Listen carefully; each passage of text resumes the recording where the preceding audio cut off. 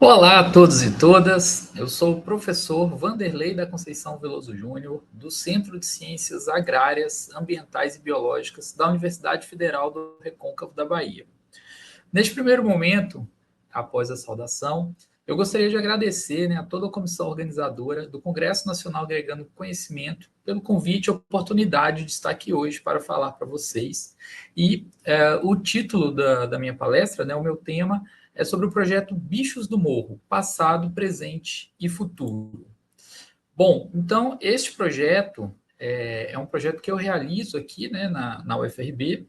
e é um projeto que é realizado, na verdade, no município de Morro do Chapéu, na Bahia, e é um projeto que objetiva o levantamento e, por consequência, o monitoramento da mastofauna de médio e grande porte terrestre não voadora em Morro do Chapéu, Bahia, com a perspectiva de conectar a ciência, comunidade e conservação, isso desde o ano de 2021. Tá? Este projeto ele é realizado a várias mãos. Atualmente eu estou mais à frente aí como principal coordenador, mas este projeto também é coordenado aí pelo professor Gustavo Chat, da mesma instituição a qual eu pertenço. Bom, e o que nós vamos aprender hoje, o que nós vamos explorar hoje? Então, a nossa palestra ela está dividida em 4 momentos. O primeiro momento, que a gente chama aí de passado, então a gente vai comentar um pouco sobre as origens do projeto, parcerias, trabalhos de conclusão de curso já realizado, atividade de extensão e os primeiros resultados aí para o período dos anos de 2021 a 2023. O segundo momento, denominado presente, diz respeito ao monitoramento ativo, sobre a metodologia, a técnica aí do uso das câmeras TREP, a importância das redes sociais para o projeto, e o cronograma aí da nossa atuação nos últimos 2 anos, 2024 e 2025. Um terceiro momento, que a gente chama de espécies e colaborações, em que a gente vai comentar um pouco mais sobre as espécies já registradas pelo projeto, a questão da onça pintada, e outras possibilidades aí, com outras unidades de conservação, inclusive. E o quarto e último momento, denominado de futuro, então a gente irei comentar brevemente sobre as pesquisas em andamento, novas escolas e perspectivas aí para este ano de 2026. Então, por que Morro de Chapéu? Tá? Então, o município de Morro de Chapéu ele é considerado, na bibliografia, inclusive, como um laboratório a céu aberto. Então, é um município que se localiza na Chapada Diamantina e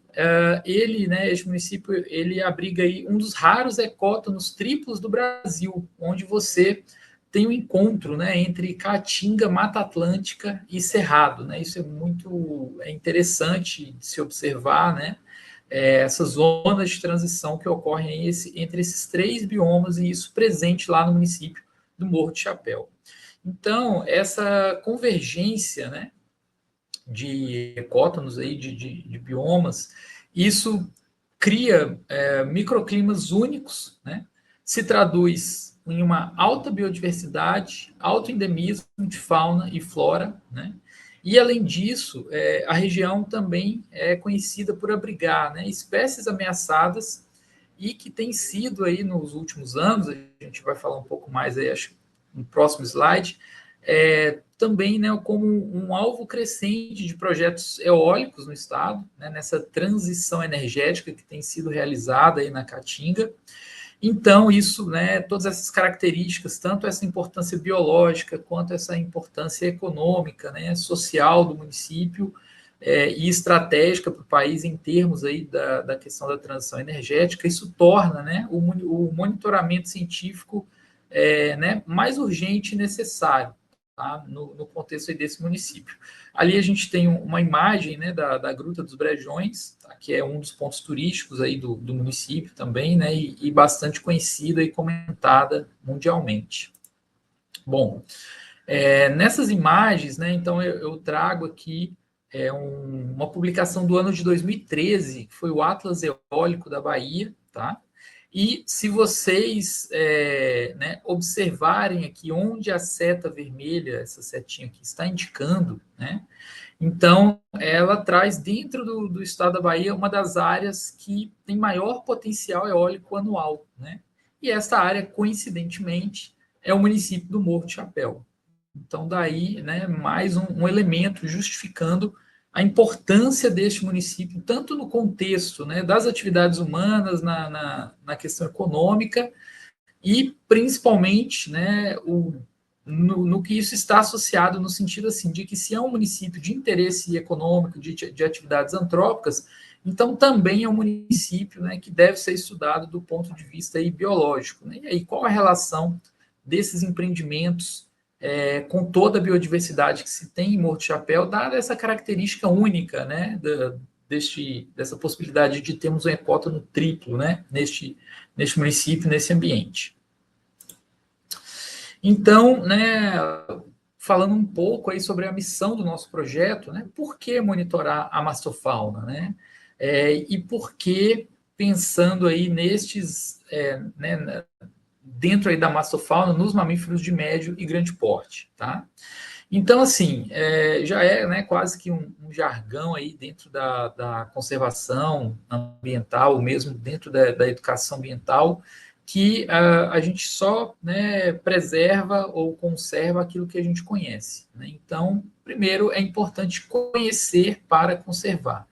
Então, o nosso projeto se propõe, né, a identificar quais espécies de mamíferos de médio e grande porte habitam o Morro de Chapéu, gerando dados científicos robustos, então, para as políticas de conservação. Né? E a partir daí você ter toda né, uma estruturação de ações, né, pelos tomadores de decisão, no sentido de, né, tanto compatibilizar a questão da atividade humana com a conservação da biodiversidade, mas também garantir essa conservação. Um outro ponto muito importante dentro do nosso projeto é a educação ambiental. Né? Então, além da frente mais conservacionista, propriamente dito, a gente também acha importante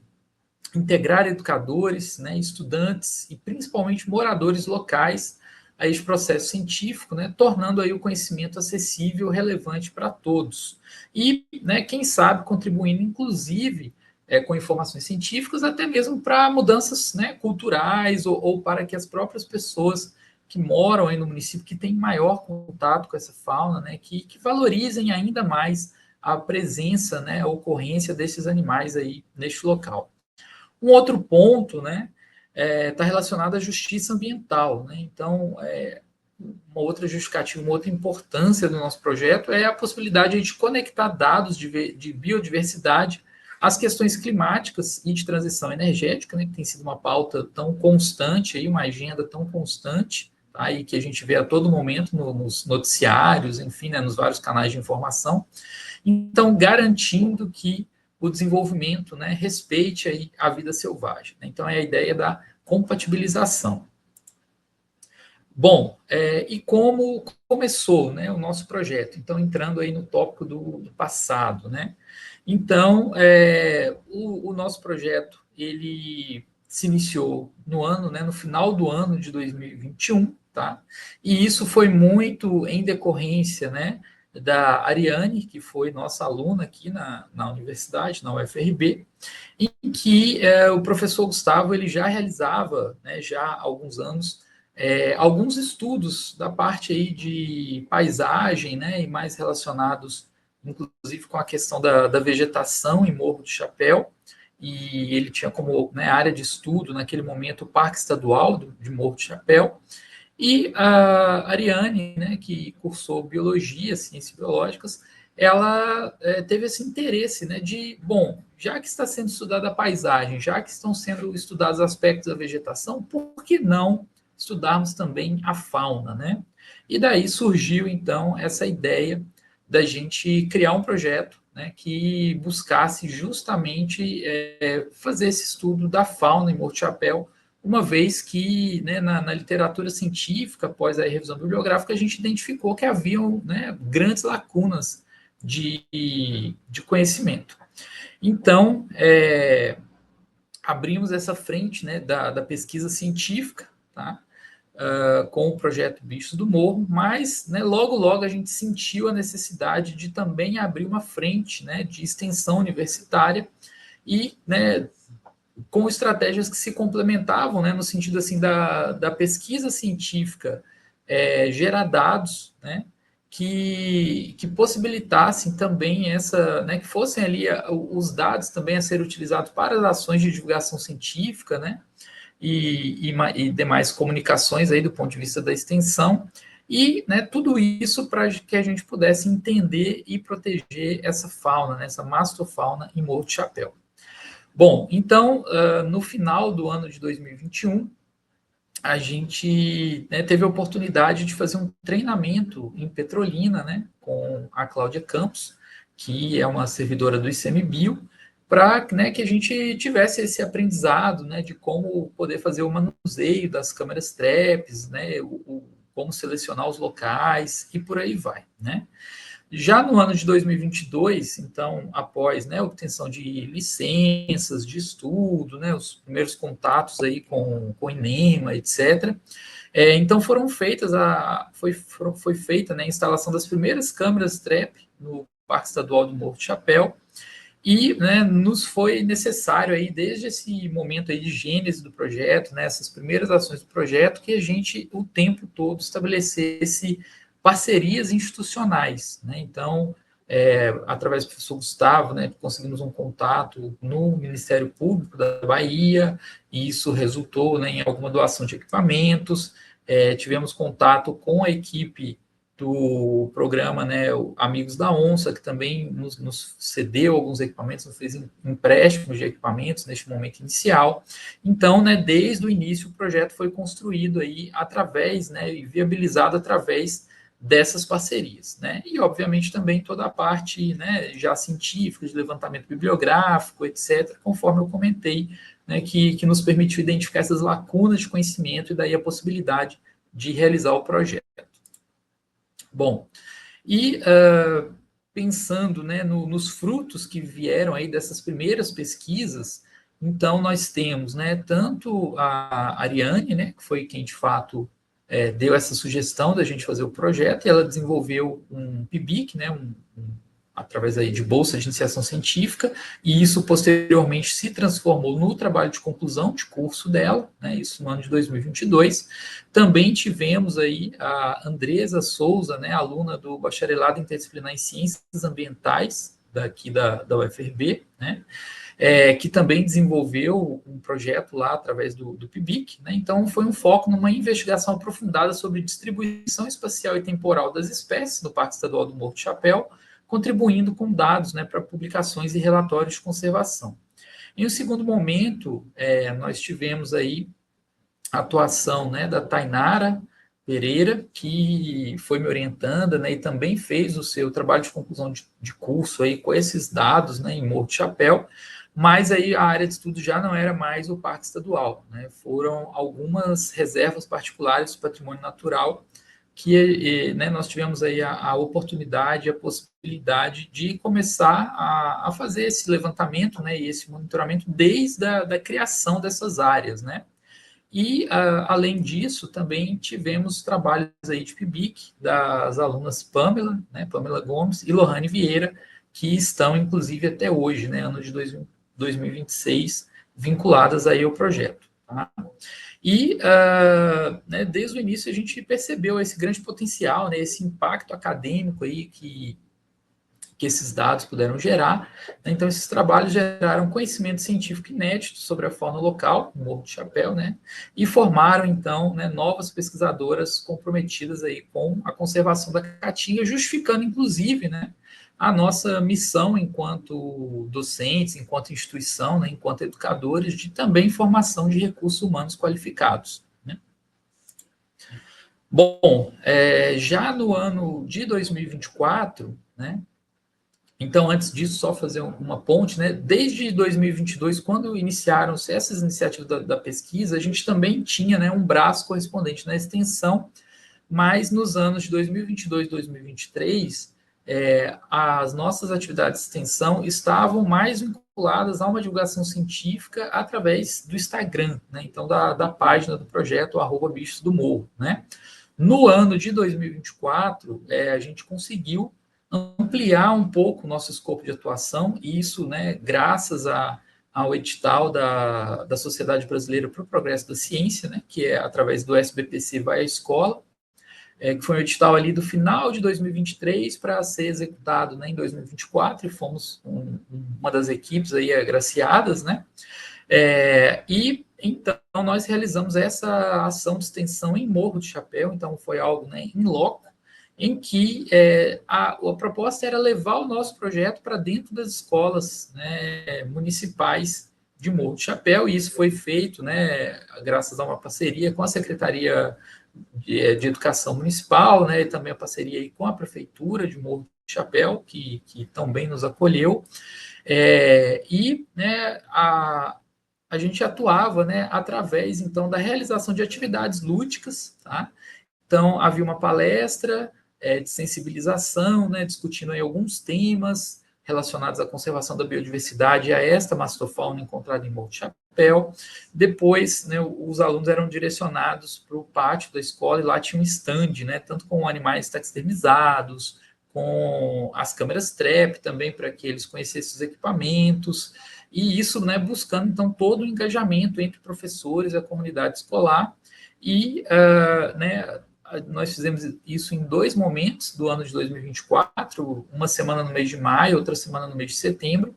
Então, né, era em torno aí de uma escola por dia que a gente visitava, né, manhã e tarde, atendendo a várias turmas ali, principalmente dos anos finais do ensino fundamental, às vezes ensino médio também.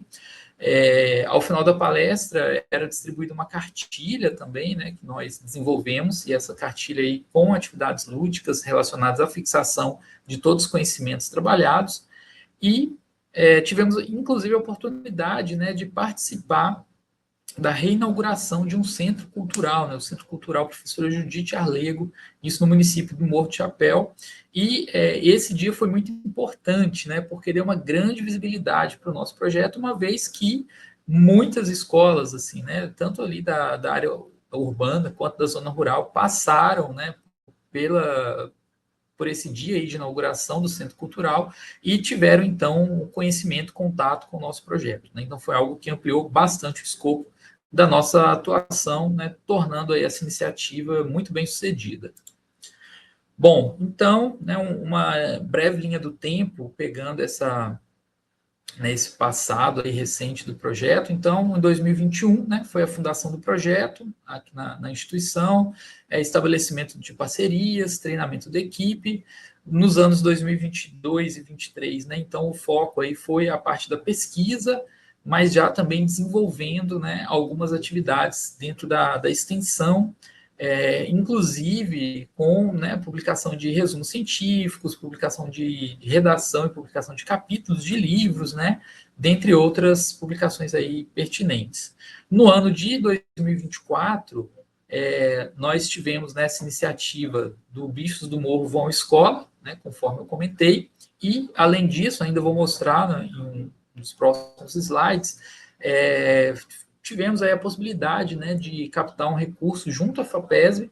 e realizamos aqui na UFRB a Jornada Bichos do Morro, né, que então foi um evento, tá, um evento aí com alcance mundial, uma vez que foi um evento no formato híbrido, né, nós tivemos aí várias palestras, minicursos e atividades presenciais, mas também uma parte da programação que era inteiramente online, né, e foi transmitida aí para todo o mundo, né? Então tínhamos pessoas acompanhando, inclusive palestrantes também da Europa, né? E América do Norte, enfim, de vários locais. Tivemos aí a possibilidade de alcance, né? E colaboração aí com profissionais desses outros países também. E no ano passado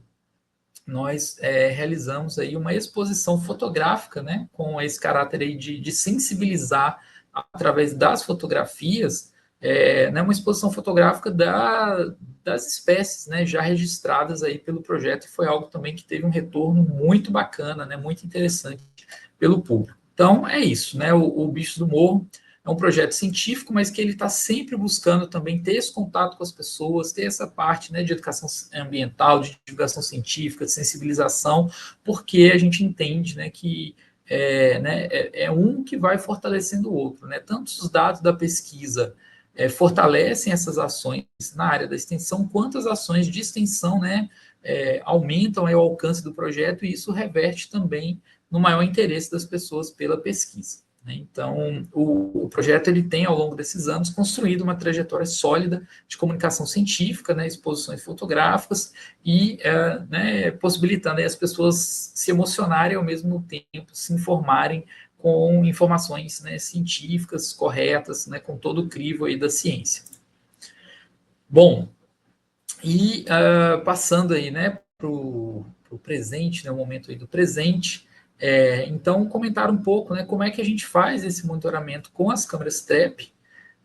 como que é isso em campo, né? Então, essas câmeras TREP, conforme aí na imagem, tá, são dispositivos fotográficos que são acionados aí por um sensor de movimento, né, são instalados aí nas trilhas, bebedouros, né, ou rotas conhecidas da fauna. Então, isso é claro, né, além do nosso conhecimento científico, né, em termos assim de maiores chances de onde esses animais devem estar passando, a gente conta muito também com conhecimentos locais, né, as pessoas que vivenciam ali o ambiente, que sabem onde os animais estão, então podem também ajudar, né, a ter um certo direcionamento. Claro que tudo isso é feito seguindo, né, premissas científicas, né, de distanciamento entre um equipamento e outro, tempo de acionamento, etc. Mas também, né, dentro do possível, a gente considera todas essas informações que a gente consegue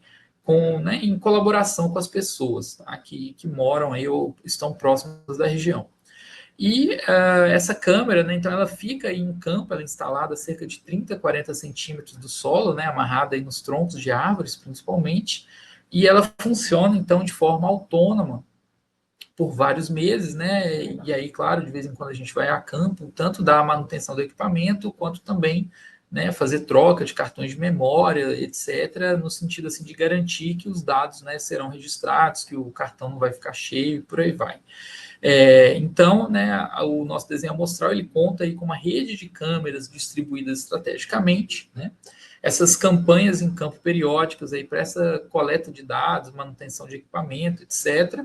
E já em laboratório a gente faz a análise, né, das imagens aí, então, por essa equipe treinada, tanto para a gente obter esses dados, né, de quais são as espécies, onde que elas passam, né, a gente tem toda uma caracterização próxima ali do ambiente, né, onde essas câmeras estão, para tentar estabelecer relações, e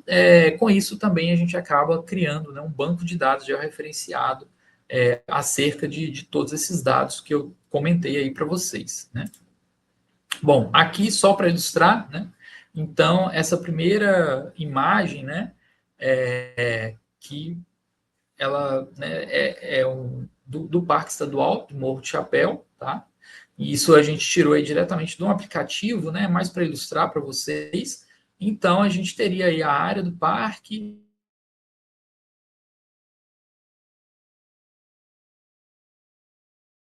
já,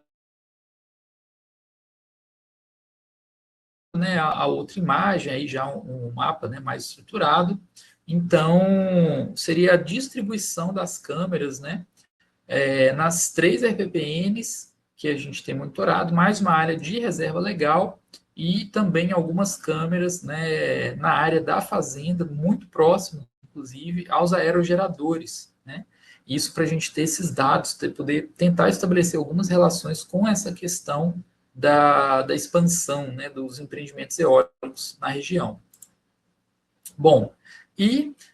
acho que o mais interessante aí, né, assim, que já são algumas das informações, né, o que essas câmeras já nos revelaram.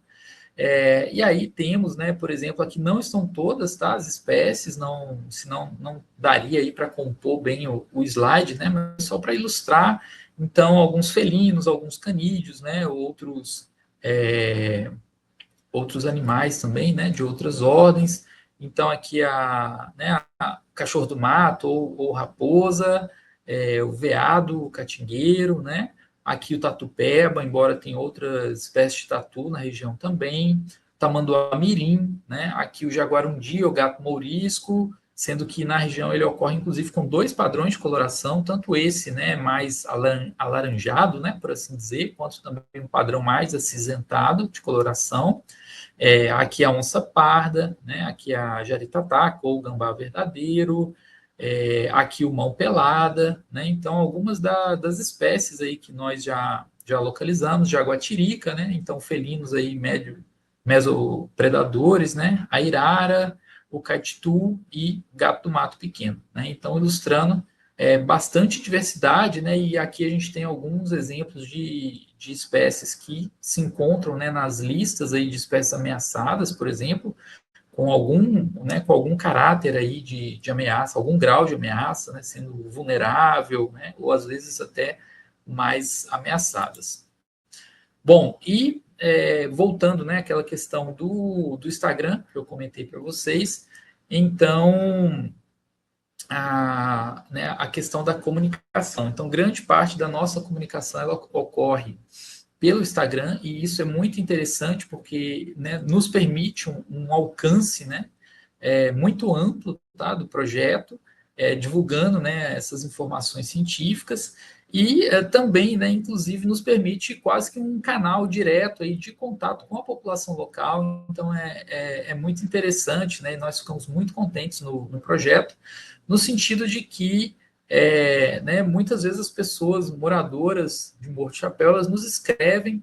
e, né, para nos falar ou que viram determinada espécie ou até, né, situações até, né, indesejáveis, tristes aí do ponto de vista da ciência, de atropelamentos de fauna, etc. Então é um canal que está sempre aberto, né, e que a gente tem um feedback muito legal tanto das nossas ações quanto essa troca, né, de conhecimentos, experiências, inclusive com a população,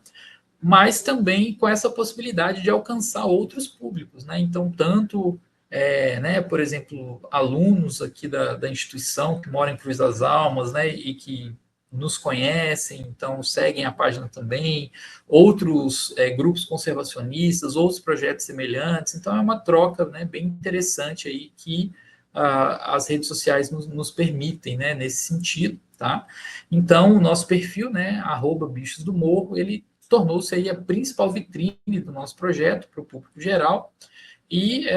né, a gente coloca informações das espécies, né, algumas imagens, alguns vídeos também, às vezes um compilado, né, de algumas campanhas de campo. Então, tudo isso é compartilhado, né, e com esse intuito de conservação da caatinga. Ok? Bom, atualmente, né, pensando na equipe nos anos 2024 e 2025, tá? Atualmente,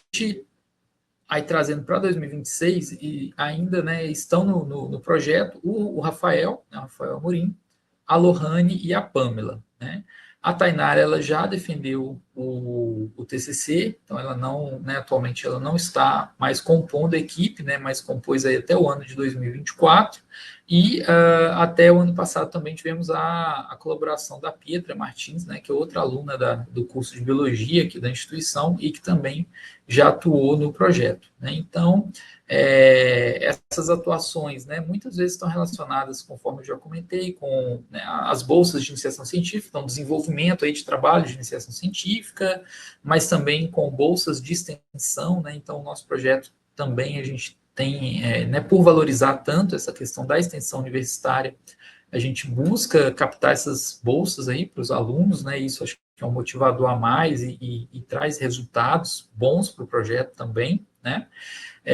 E, né, a partir daí também essa formação, então, desses recursos humanos, né, e desses multiplicadores, né? Acho que cada aluno que tem contato com o projeto, né, que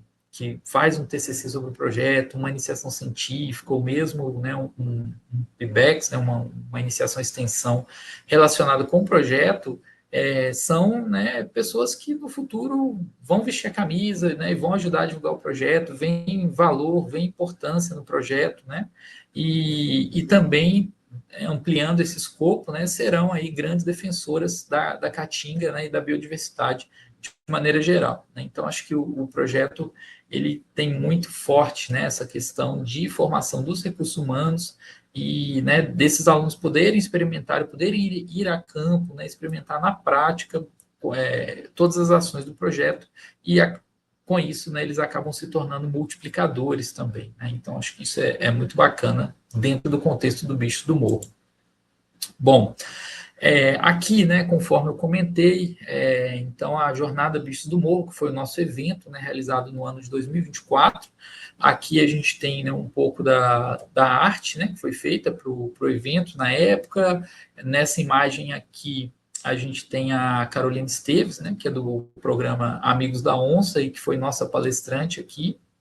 Nós conseguimos trazê-la para palestrar presencialmente aqui durante o evento. E, né, assim, foi um momento de muita troca, nós pudemos conhecer, né, e trocar experiências com outras organizações não governamentais, né, outros projetos de outras instituições que trabalham também com essa questão, seja mais focados, né, com os felinos ou com a mastofauna de maneira geral, mas também com outras espécies, né, e então foi uma troca muito boa de experiências. Tivemos aí, né, dentro do público, a participação de nossos alunos, né, pessoas de fora, e, claro, né, essa participação online também que nos possibilitou, inclusive, ter palestrantes internacionais. Né? Então, isso foi algo, um ponto, né, muito alto aí dentro do nosso projeto, que é um projeto relativamente novo, se a gente for parar para pensar, mas que já conseguiu ter esse alcance. Né? Então, isso muito gratificante para a gente. No ano passado, nós fizemos, então, a exposição fotográfica, né? Então, a Reconstec é o principal evento científico que nós temos aqui na UFRB, né, na instituição. E aí, a partir dos vídeos, né, das imagens aí, dos vídeos registrados pelas câmeras TREPS, então isso foi transformado, né, em imagens estáticas para gerar essas fotografias, e com isso, né, a gente conseguiu fazer essa mostra, e aí era uma mostra comentada tanto no sentido das pessoas poderem trazer as suas experiências, né, porque às vezes é muito interessante, assim, quando as pessoas veem as fotos, né, das espécies e tudo, né, elas comentam, eu já vi esse animal, né, na fazenda do meu avô, pô, quando eu era criança, então sempre tem alguma memória, né, associada a essa questão das espécies, e isso é muito interessante, né, como essa transmissão cultural, né, como que isso muitas vezes marca, né, as pessoas, e claro, também, né, todo um diálogo nosso em prol da conservação das espécies, ou, né, quando já aconteceram exemplos, né, de a gente visitar escolas e aí os alunos falarem, né, meu avô come muito carne de tatu, né, então é algo assim que a gente entende, né, da caça ali, às vezes como algo cultural, mas que numa perspectiva atual, né, em que a gente tem tantas ameaças às espécies e ao ambiente de maneira geral, né, este tipo de comportamento cultural, né, ou esse tipo enfim, de comportamento mesmo já não é adequado, né? Já não pode ser encarado aí como uma atividade de lazer, né, sem maiores consequências, tá? Porque muitas dessas espécies estão enfrentando, inclusive, né, riscos reais aí de serem extintas localmente, né? Então, é algo que a gente busca sempre nesses momentos que tem interação com o público, né? Tanto reforçar as características positivas, né, as memórias afetivas positivas dessas interações e reforçando, então, a necessidade dessa conservação, quanto, né, quando a gente se depara aí com essas situações antagônicas, né, por assim dizer, da pessoa às vezes ter uma ideia diferente do que a gente esperava, que não é uma ideia conservacionista, então da gente tentar sensibilizar essa pessoa, né, explicar para ela, tanto do ponto de vista racional, lógico, científico, do porquê que é importante, né, a conservação da espécie, mas também trazer esse apelo emocional, e isso vem muito através da imagem, né, de que, poxa, vale muito mais, né, um espécime desse, um animal desse vivo, do que, às vezes, né, virando caça ou sendo abatido aí por algum outro motivo, de recreação, né, ou outra coisa nesse sentido, tá? Então, foi muito importante, né, essa parte da exposição fotográfica, né, tanto para ouvir as pessoas, quanto também para a gente transmitir a mensagem do projeto do ponto de vista da conservação científica. Bom, e aí chegamos, né, à espécie símbolo, né, quando a gente pensa, né, em mastofauna, quando a gente pensa nos mamíferos de médio e grande porte, no contexto, né, Brasil, no contexto da América do Sul, não tem como, né? A gente, lógico, obviamente, sempre pensa no registro da onça-pintada, e essa é uma espécie que ainda não conseguimos registrar em Morro de Chapéu, né? E, enfim, a onça-pintada, né, Pantera onca, é o maior felino das Américas, é um dos predadores de topo aí mais ameaçados no Brasil, né, não só no Brasil, nas Américas de maneira geral, mas no nosso país também. Na Caatinga, né, tanto a questão relacionada aí com a fragmentação do ambiente, né, a questão da conversão do ambiente natural em pastagens, a questão do ambiente ficar fragmentado pela construção de rodovias, e aí, além da fragmentação em si, vem o risco do atropelamento da fauna, né? Então, tudo isso contribui, à medida que essas atividades antrópicas, né, elas vão avançando para a Caatinga, e aí, inclusive, né, o que a gente quer testar no projeto é essa relação com as eólicas, por exemplo. Né, então, à medida que tudo isso vai avançando em termos de impacto antrópico, tanto vai ficando mais difícil, né, a possibilidade desse registro aí da onça-pintada, por exemplo, mas para as outras espécies também, né, podem ir aumentando os impactos. Então, em termos da onça-pintada em si, né, o nosso desafio, então, é esse registro por câmera trap, e isso, né, vem desde características da própria biologia da espécie, né, de às vezes ter um andar bem ligeiro, e às vezes, né, a questão do tempo do equipamento ligar ali, de acionamento do equipamento, mas também essa questão relacionada à fragmentação do habitat, né, que aí diminui as chances do animal tá por ali, né, já que é um felino que precisa de uma grande área de vida, né. Em termos de possibilidade, né, a gente sempre escuta as histórias dos moradores, né, as pessoas comentam muito que em algumas áreas mais de grota, né, relacionado com vegetação e algum tipo de recurso hídrico, eles, né, relata-se essa presença de onça na região, mas ainda não conseguimos confirmar, né, através do estudo que a gente tem feito. E como próximo passo, né, a gente tem a intenção aí de fazer uma expansão, então, dos pontos, né, onde a gente tem essas câmeras instaladas, e né, algo que a gente vê como estratégico para o projeto, né, é a colaboração com o Parque Nacional Boqueirão da Onça, né, que é inclusive esse próximo slide. Aqui então a gente tem uma imagem, né, mostrando a localização do Parque Nacional do Boqueirão da Onça, e logo após, né, o Parque Nacional, que é um tipo de unidade de conservação, né, em que você não pode ter né, usos para atividades humanas, né, é algo que fica voltado estritamente tanto para a conservação da biodiversidade, no máximo ali para turismo, né, quando bem organizado, e isso tudo dentro, claro, do plano de manejo da unidade de conservação. E aí temos, né, uma área de proteção ambiental, que faz como se fosse uma zona de amortecimento, inclusive, né, para esse parque. E se nós seguíssemos aqui, né, ao sul, como se fosse descendo, né, chegaríamos aí em Morro de Chapéu, né? Então, em termos assim da área de vida das onças, e neste parque tem a confirmação, né, das onças, então é uma possibilidade, né, que em algum momento do ano essas onças acabem, né, saindo aí da área do parque e passando por ali, por Morro de Chapéu, por exemplo. Além disso, né, a gente vê como muito bons olhos e como estratégico, assim, possibilidades futuras de parcerias, né, de conservação, etc. Também no sentido assim, de que se a gente pensa em projetos de corredores ecológicos, né, por exemplo, ligando áreas aí mais ao sul da Chapada Diamantina, com o Boqueirão da Onça, por exemplo, né, ou para levar para outras áreas aí,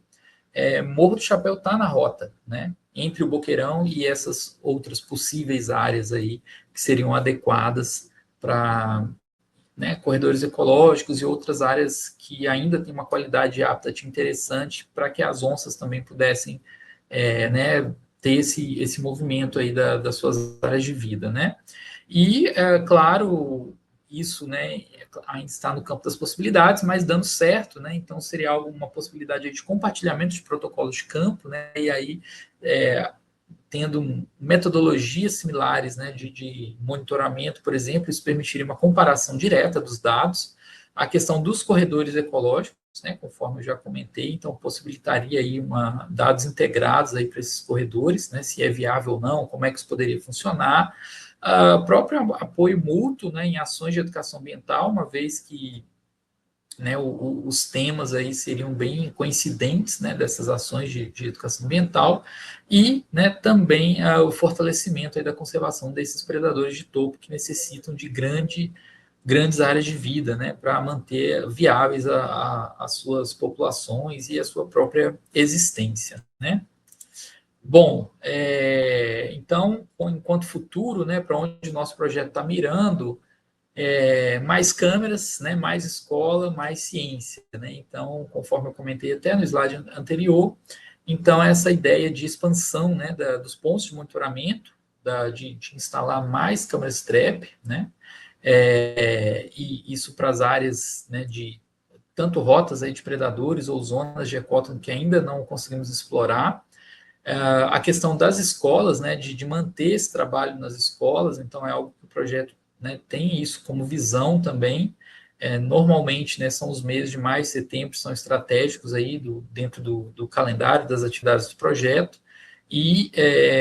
né, claro, sempre buscando levar material renovado, né, etc., enfim, aprimorando as ações que já são realizadas, e também, né, tanto a impressão das cartilhas, né, o material educativo para ser distribuído aí com os alunos das escolas, mas o projeto aí tem essa intenção, né, de, uma vez que já temos uma quantidade, né, relativamente interessante de espécies nativas registradas, de também produzir um livro, né, elaborar aí um livro da mastofauna que ocorre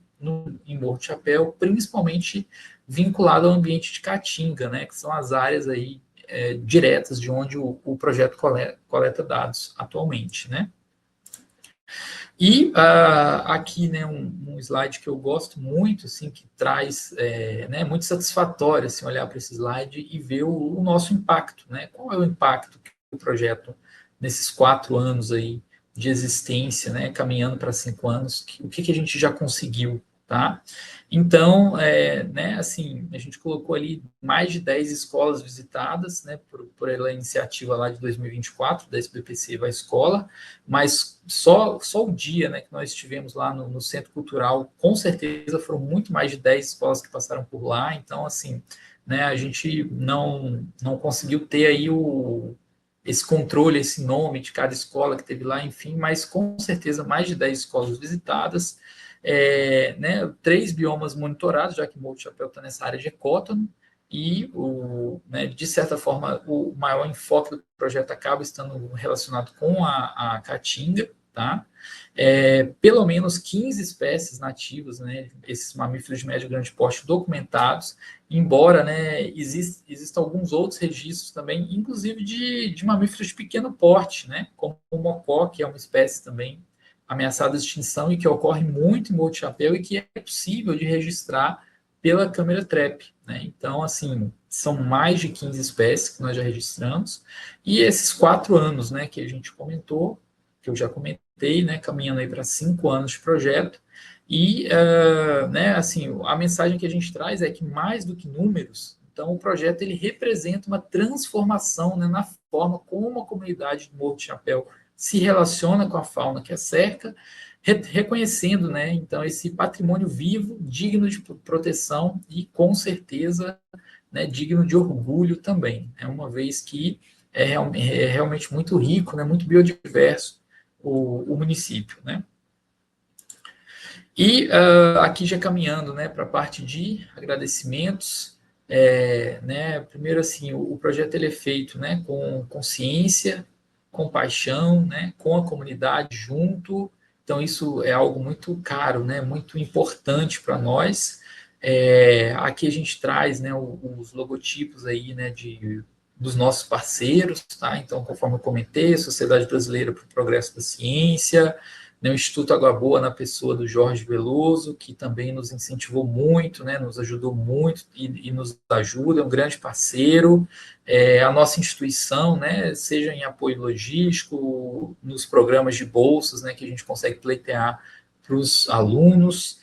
o Ministério Público do Estado da Bahia, através da pessoa do Dr. Pablo, né, que foi o nosso principal contato aí no Ministério Público e nos viabilizou equipamentos, inclusive, a empresa, né, Log Nature, que também, né, tem uma grande atuação aí nessa área ambiental, né, não só na questão da venda dos equipamentos, né, mas principalmente de acreditar, né, nas iniciativas de conservação que estão aí Brasil afora, e o nosso projeto, inclusive, né, é um dos agraciados, um dos contemplados em editais do Log Nature, né, então, por isso, agradecemos. O programa Amigos da Onça, né, que também é fundamental, uma peça-chave aí, essa parceria, e, né, que tanto o apoio, né, técnico, o apoio de equipamentos, enfim, né, o INEMA, né, através dessas parcerias aí para a realização dos estudos, né, nas unidades de conservação, a FAPESB, através do financiamento, né, do evento, né, que nós tivemos, conforme eu comentei, e também a Prefeitura do Morro de Chapéu, né, que nos apoia aí desde do início, né, do projeto.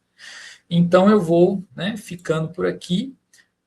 Agradeço, né, novamente a comissão organizadora do evento, né, pela possibilidade de estar aqui contando um pouco do projeto para vocês, né, e também atuar nessa frente da divulgação científica. Parabenizar, né, a todos aí pelo evento, parabenizar vocês que estão participando, né, todos os ouvintes, os demais palestrantes, e deixo aqui então o meu contato, né, caso haja alguma dúvida ou alguma possibilidade também de interação, fica aí o meu contato, ok? Então, muito obrigado.